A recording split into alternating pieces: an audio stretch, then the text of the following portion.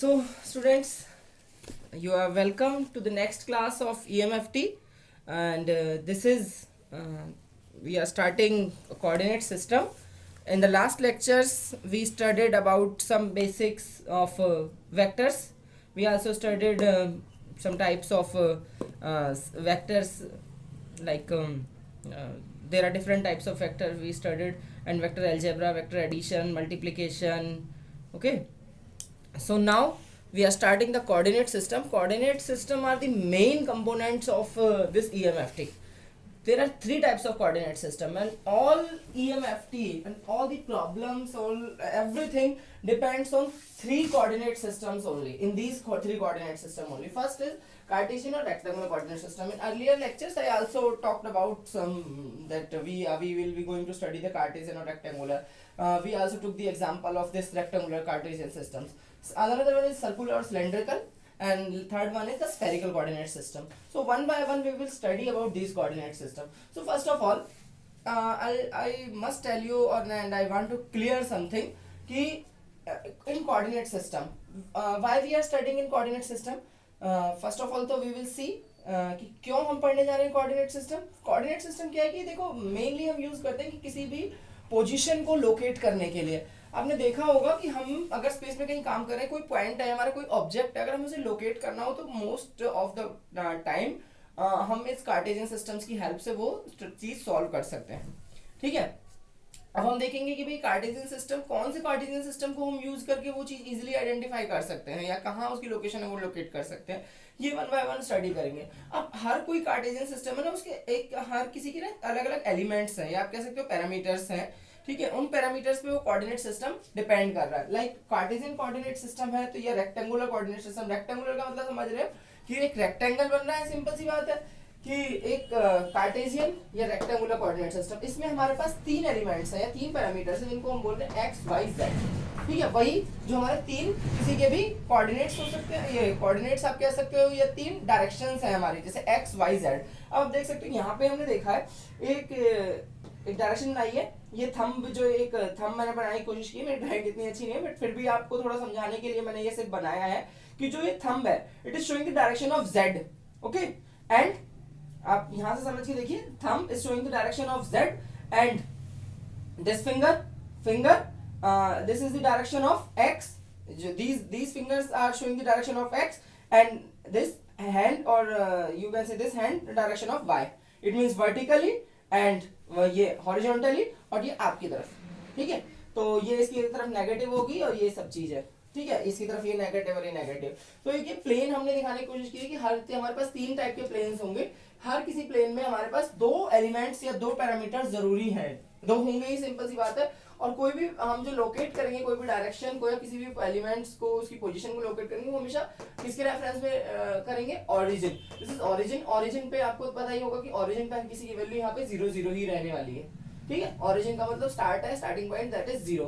अब अगर यहाँ पे कोई हमारा एलिमेंट है, ठीक है, तो ये प्लेन हमारा क्या रह जाएगा, वाई जेड प्लेन. और यहाँ पे जो एक्स की वैल्यू क्या होगी, 0 एक तरीके से. ये वाला जो प्लेन अगर हम यहाँ पे कहीं बात कर रहे हैं तो this plane X Y plane, क्योंकि एक्स और वाई है, ये यहाँ पे जेड 0 हो जाएगा. सेम इसी तरीके से ये जेड एक्स प्लेन है, यहाँ पे वाई की वैल्यू 0 हो जाएगी. ठीक है, तीन एलिमेंट्स हैं हमारे एक्स वाई जेड. तो ये तीनों क्या एक तरीके से लेंथ ही है.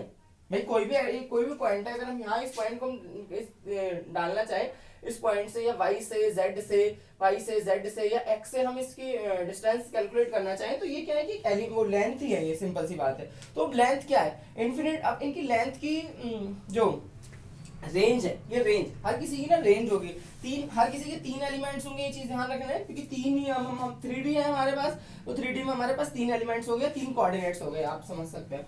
तो एक्स वाई जेड है यहाँ पे, तो एक्स वाई जेड.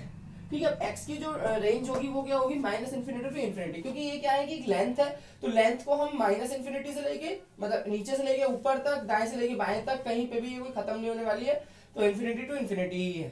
ठीक है, सेम इसी तरीके से y and same is for z. ठीक है, तो तीनों क्या है हमारे, ये z है, वो इन्फिनिटी से इन्फिनिटी तक ही रहेंगे.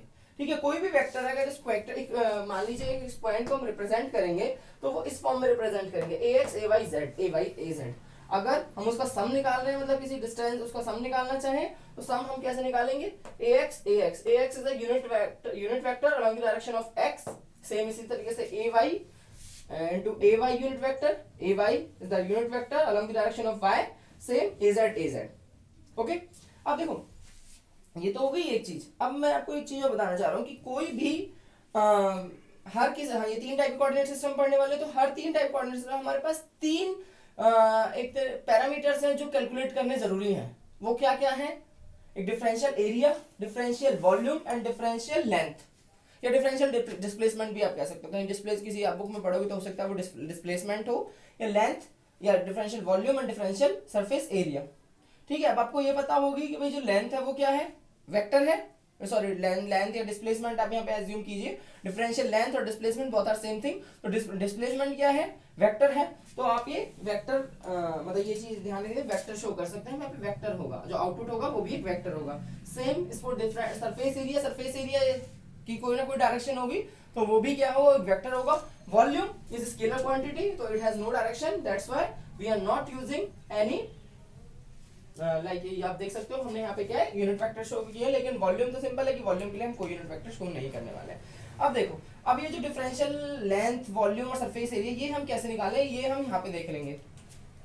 मान लीजिए ये एक एक्स वाई एक जेड है, एक पॉइंट पी है, इसकी हम डिस्टेंस लोकेट करना चाहते हैं या कैलकुलेट करना चाहते हैं। तो उसके लिए हम देखेंगे भाई यहाँ से इस तरह की लेंथ कितनी है, उसका एरिया कितना निकल रहा है और उसका वॉल्यूम कितने निकल रहे हैं। ठीक है, तो इस पॉइंट पे अब देखिए एक रेक्टेंगुलर है, एक रेक्टेंगल है ये। ठीक है, ए बी सी डी एक रेक्टेंगुलर है, और इसके पीछे आप देख सकते हैं पी क्यू आर एस, ये दूसरा रेक्टेंगल है। ठीक है, अब हर किसी के लिए अगर हम इस पॉइंट पे एक लेंथ निकालें, डिफरेंशियल लेंथ आप समझ रहे हो, डिफरेंशियल लेंथ या डिफरेंशियल डिस्प्लेसमेंट एक स्मॉल पार्ट है, सिर्फ उसका एक स्मॉल पार्ट है। सेम इसी तरीके से जो वॉल्यूम है उसका एक स्मॉल पार्ट है। अगर उसमें इंटीग्रेट कर देंगे विद कि भाई कहां से कहां तक हमें निकालना है, तो हमें फुल वॉल्यूम मिल जाएगी, फुल लेंथ मिल जाएगी एंड फुल सरफेस एरिया मिल जाएगा आफ्टर इंटीग्रेटिंग। तो बिफोर इंटीग्रेशन हम एक स्मॉल पार्ट लेते हैं। स्मॉल पार्ट हम इसलिए लेंगे क्योंकि हमें कैलकुलेशन के लिए इजी हो। हम इसके लिए क्वेश्चन करेंगे, आपको क्वेश्चन में ज्यादा क्लैरिटी आएगी कि भाई ये अभी थोड़ा सा ना आप बस थोड़ा सा ध्यान रखते चलिए। अगर आपको कोई चीज नहीं समझ आ रही तो आप अपने कमेंट्स जरूर करिए, कमेंट्स में हम नेक्स्ट लेक्चर में फिर उनको दूर करेंगे। ठीक है, अगर आपको कोई चीज नहीं समझ आ रही है। फिलहाल ये सबसे इजी है, इसके बाद थोड़े से मतलब कॉम्प्लिकेटेड तो नहीं कह सकते, लेकिन उसमें कुछ ज्यादा कैलकुलेशंस है हमारे पास, लेकिन ये सबसे इजी है। आप यहाँ देख सकते हैं कि ये हमारे पास क्या है, एक रेक्टेंगल है। इस पॉइंट से अगर हम इस पॉइंट से हम उसकी डिस्टेंस या लेंथ, एरिया और सरफेस निकालना चाहते हैं तो हम कैसे निकालते हैं, तो हम यहाँ से एक पॉइंट यहाँ डालेंगे, इसी पॉइंट से इस प्लेन में डालेंगे एक्स तक, और इसी पॉइंट से वाई तक हमने डाला। पहले जेड प्लेन में डाला जेड तक, वाई में एंड एक्स तक डाला। ठीक है, ये चीज आपको थोड़ी ध्यान देने वाली बात है। अब एरिया हम कैसे निकालेंगे? ठीक है, एरिया सबसे पहले तो देखो लेंथ है, लेंथ निकालना बहुत इजी होगा हर किसी के लिए, या डिस्प्लेसमेंट हम निकालना। तो इस डायरेक्शन, ये वाली डायरेक्शन कौन सी है, ये जेड की डायरेक्शन है या ये वाई की डायरेक्शन? ये पॉइंट आपका कौन सा है, वाई, तो डी वाई इंटू ए वाई।